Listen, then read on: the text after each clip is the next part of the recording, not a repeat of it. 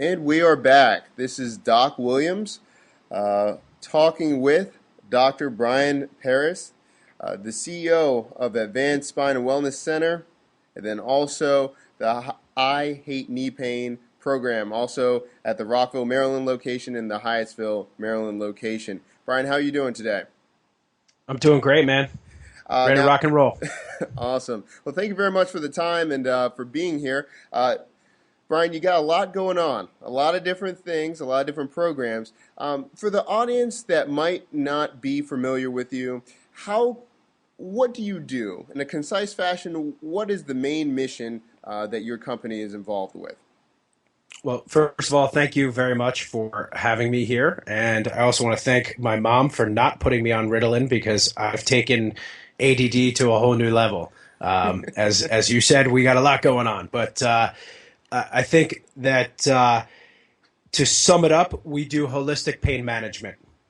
So we have created a system and concepts that help people get out of pain fast and also back that up with the rehab programs to create strength and balance, whether it's arthritis in the knee, neck injury, neck pain, low back pain, and most traditional offices, whether it's a standalone physical therapy office, standalone chiropractic office, standalone pain management office, they're focusing on function to treat pain.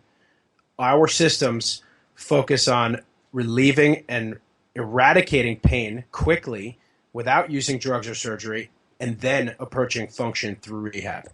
Excellent. We integrate chiropractic, physical therapy, acupuncture, and medical services, all the best of those arts under one roof.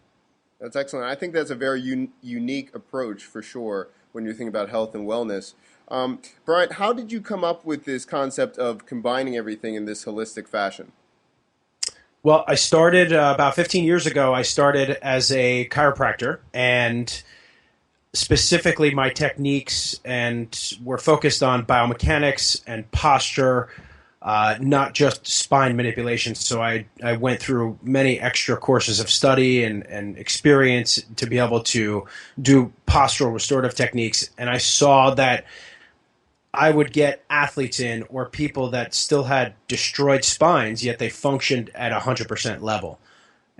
Or they were still in pain and their spines were great after rehab. So I saw that there were things missing. I also saw the trends in healthcare, and I wanted to be able to serve more and more people and every type of injury that came in. Whereas chiropractor, my specialty was spine, and I was not able to help someone who had a direct shoulder injury or a knee injury or an ankle injury. And you know, our mission is to really put a dent in the physical culture and help people live their best lives without pain. So I saw the writing on the wall, found an amazing partner who I actually grew up with, which are known for a long time, Andrew Block, who you've interviewed previously, and he's genius, and his pain relieving techniques just fit very well with my operation skills. And we said, all right, let's join up and really change the physical culture. Excellent. And I think you guys really have. You guys have a long track record and great testimonials from the community and people. And what I love is they're all different ages, from 18-year-olds all the way to past 70s, and they all have the same result, saying that they're pain-free. So that's a testament for what you guys are doing for sure. Now, as you're looking at this, we've got a lot of questions. Some people see so many gimmicks about, oh, you know what, this is a quick way to get rid of pain, but I don't see this being sustainable. Could you talk about a little bit the genesis of low back pain, or what really causes it, and how to treat it from there? I would have to say that low back pain is definitely multifactorial, right? So let's start at the lowest lying fruit, which is musculoskeletal issues, right? So from prolonged sitting to a sedentary lifestyle where muscles will shut down and not function properly. And after dysfunction comes pain. That's usually what happens. Now, when you sit for a long period of time without moving, the hips get tight. So the hips are supposed to be a very mobile joint, or mobile joints, excuse me. The low back should be very stable, and it helps transition force from the upper body to the lower body. Now, when you don't move it a lot and the hips get locked up, then the low back has to move extra. Over periods of time, low back moves too much, discs wear down, joints wear down, muscles get fatigued, and then you bend over to tie your shoes, and then boom, your low back's out. Okay, so that's your most classical case of low back pain, and I really put it as a sedentary lifestyle. Now, there's another important key is nutrition, right? So if you're eating a diet that consistently keeps your digestive tract inflamed, first of all, that diet's not good for you, right? Because you're eating foods that are causing your body to be in a fight or flight state. So you're causing and creating more energy to digest foods than you're getting from those foods. But from a core perspective, your gut is behind your core muscles, right? So imagine if you had a sore bicep, a right bicep, and it was swollen, and I squeezed it, what would you do? I would not be happy. I would Yeah, be screaming. you'd be hitting me with a left hook, right? Yeah. So so imagine same thing. If your gut is constantly inflamed and swollen and you're trying to engage your core, the core is going to because your body's a slave to the organs, right? So excuse me, the musculoskeletal system is a slave to the organs, meaning that you're going to sacrifice your musculoskeletal system to support your organs. So the gut won't engage properly the core won't engage properly when the gut is constantly inflamed, and then your low back is left exposed for just very common injuries and weakness and dysfunction, and that's where pain sets in. There's an emotional component as well. I hear this statement more than anything: my back or my low back is killing me. So one of the prime ways to change your life is to change your language. So if your constant language about back pain is my back pain is killing me, you're promoting that cycle to stay in your body. So you have to be able to change your language almost immediately and keep yourself in check with that. Brian, that's these factors I don't think are talked about enough. So those are huge, huge points. When someone is looking for a path of decrease pain. Do you think it's possible to do that instantly? Does it take progression? What does that take to the part of each individual? Do you think that it's possible to be out of pain in a short period of time? Do they have to look at it as a 90-day, 180-day thing? What are your thoughts?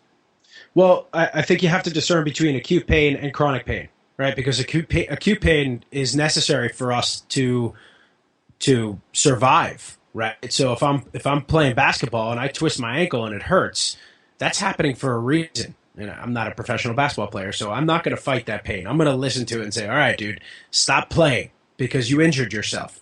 It's there for a reason." Now, chronic pain, I'd say once that passes that, it just really depends on the severity of the injury. But I mean, if you're experiencing pain from an injury after 90 days, you're running into that. I don't know the exact definition, honestly, of like what determines it. But I mean, if 3 months and your injury is not healing, like 6 weeks to 3 months there, if you're not feeling better and the pain is still there, one, you could have some serious structural damage that needs to be observed and investigated.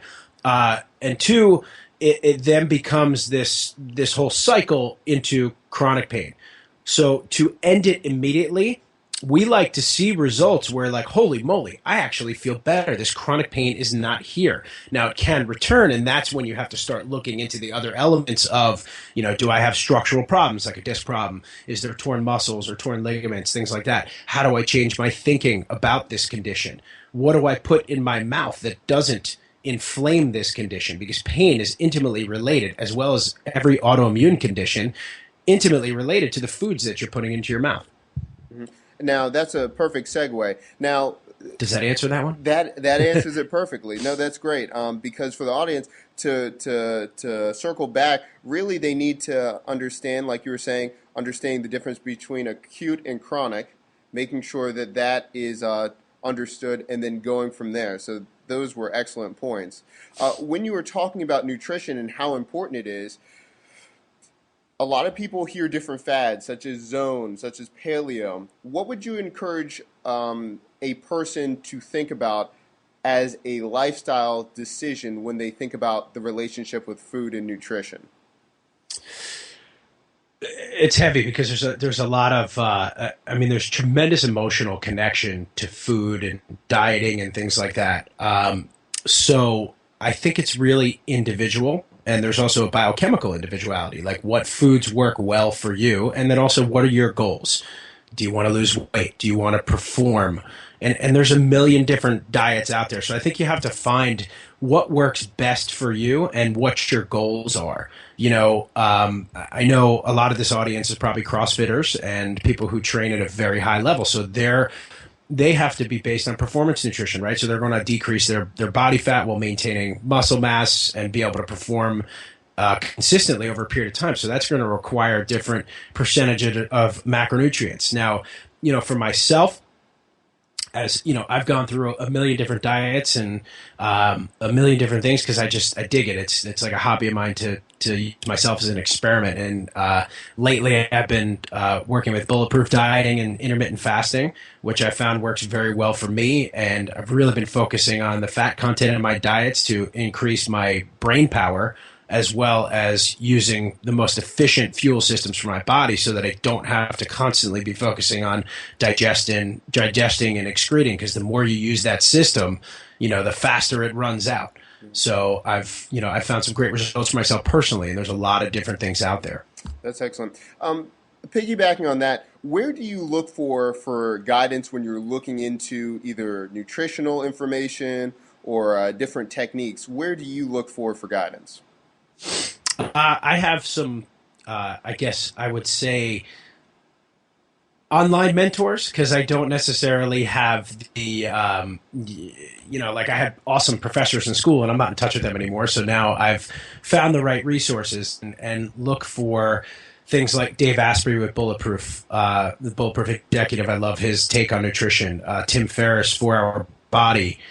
Even Tony Robbins has phenomenal information on how to use food for energy and decrease the inflammation in your body. People like Charles Poliquin and your top fitness guys who are out there teaching about nutrition. That's where I'm constantly reading blogs and getting email newsletters. John Hines with Monkey Bar Gym. I've found he's a vegan, and also Brandon Brazier with Thrive, the Thrive Diet. He's a vegan triathlete. Laird Hamilton and Gabrielle Reese, and so those are all resources. Basically, if you started reading all of those, ladies and gentlemen, then you're going to get enough information from a lot of different angles to really key into what works best for you. Excellent. Yeah, that's excellent resources, and they have many different. I'd say, like you mentioned, they're coming from different schools of thought, so it can help you form your own opinions after seeing all of these different techniques. Now, talking about nutrition, wellness, what are 3 ways to gain more energy in everyday life? How do athletes and other patients be able to do that? Let's see. Top 3 ways. One, you got to get quality sleep. And quality sleep, I really do think it all. I mean, when you break it down, it does start with nutrition, because if you're eating poorly, you're going to be constantly disrupted in your digestive system.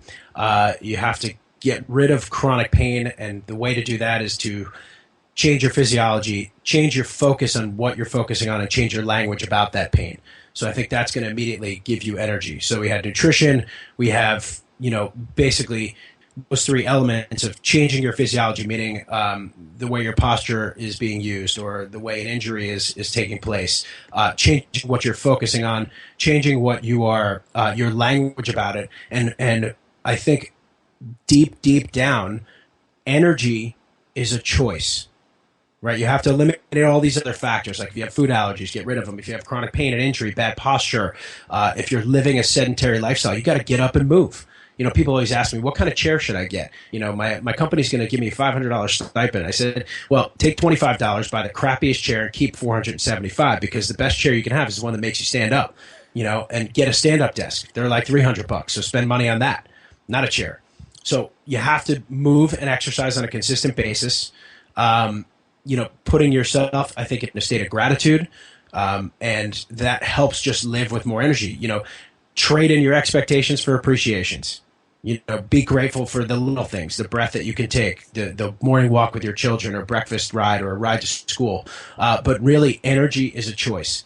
You can choose, if it's 2 o'clock in the morning and your girlfriend, who you haven't seen in a month, comes back, you tell me what kind of energy you're going to have at 2 a.m. Yeah, yeah. Right? For So, sure. so there's instances where you can disprove the fact that, yeah, I'm just tired, right? Because I've heard many people in my lifetime say, I'm exhausted, I'm tired, I'm exhausted, I'm tired. So what happens? You become exhausted, you become tired. That's the language. So changing your language, changing what you're focused on, putting the discipline in place to create energy in your life. Excellent, excellent, excellent points. What do you think about maybe 3 to 5 secrets to become more productive at work or in your life? What would you say? Well, I'll share my routine. This is what's worked for me. It may not work for everybody.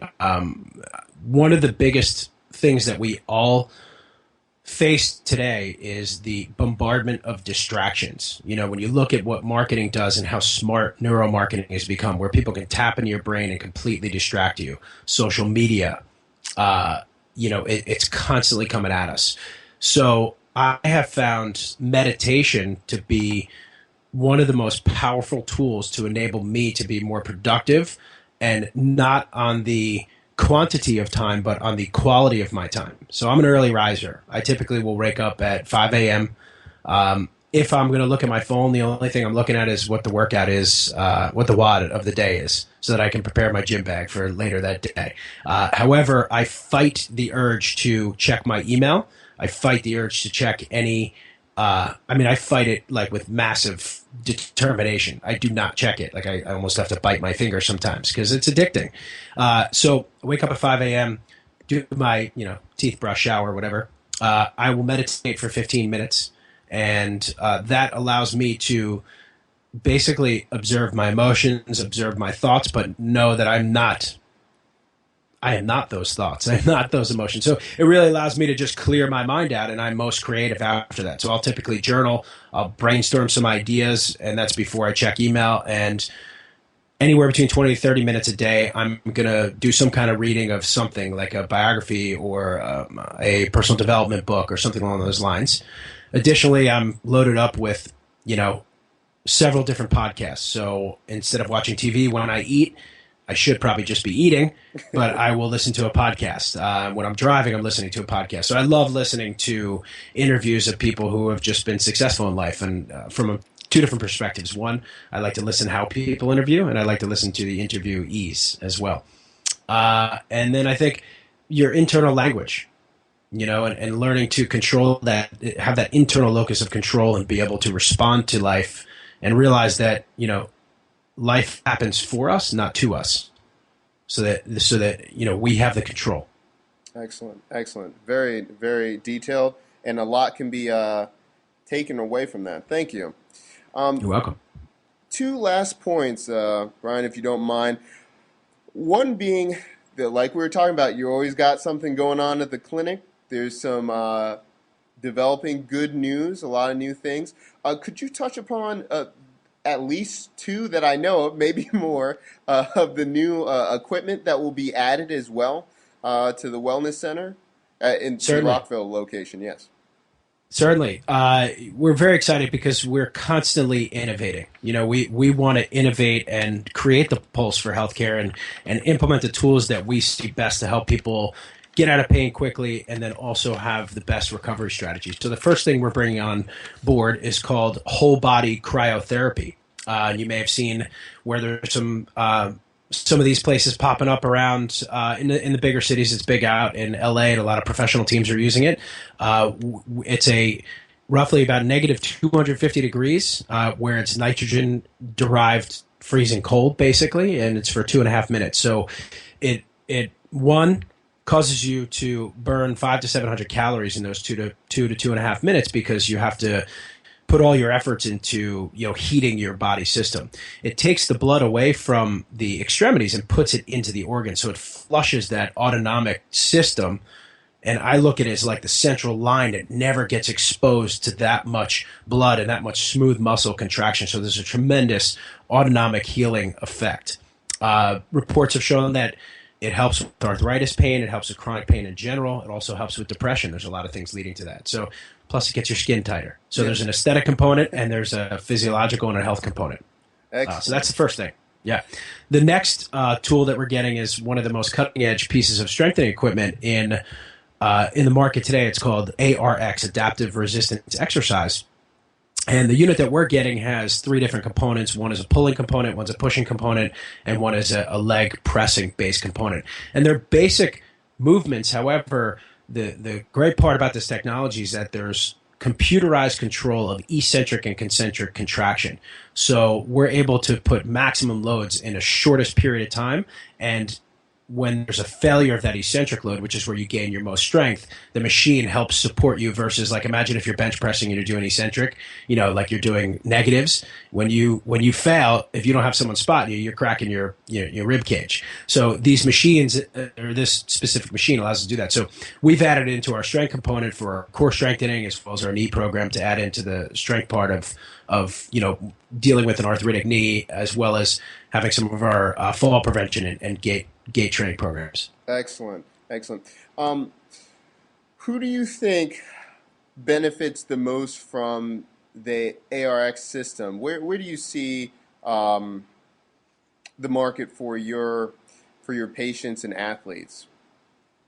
I really think that it's going to serve every population, and surprisingly, it will serve specifically like our athletic population, because people aren't used to being able to create such force under the eccentric contractions.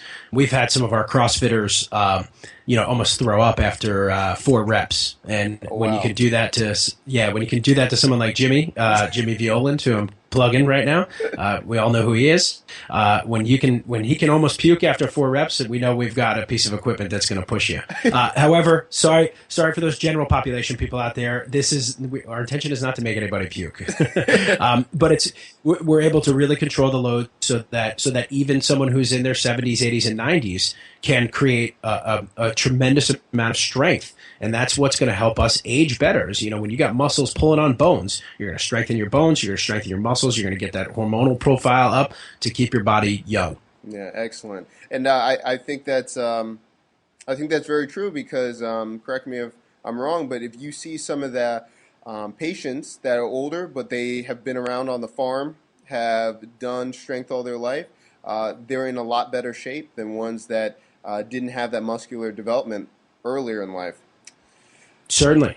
Now, okay, so we've got those two things. Those are going to be wonderful, and I cannot wait until when are they coming into the clinic?